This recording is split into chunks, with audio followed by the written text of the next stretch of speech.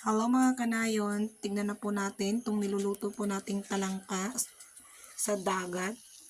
Yan, so papakita ko po sa inyo kung ano itsura kapag luto na.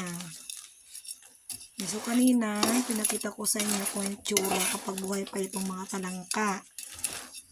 Yan, so ibang iba po yung itsura niya kapag luto na syempre. Tsaka compare sa mga talangka galing sa tabang. Yan, so ganito po yung itsura po niya.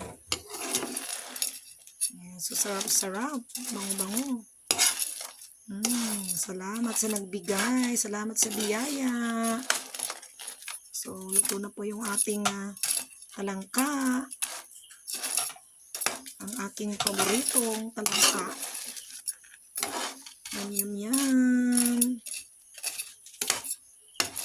Ito kapag na luto na po, yan, pwede pong ilalagay sa ref, tapos sigang pwede rin, lagyan ng kunting asim.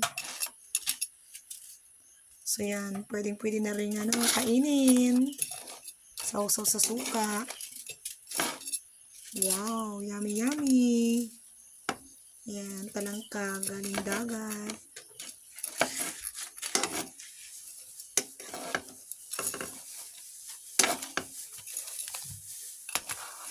Sarap po nito. So, yan. So, nakita na po ninyo kung ano itsura po ng talangkang dagat kapag luto na. Pwede na pong kainin. So, that's all. Thank you for watching. Kain na po tayo ng talangka.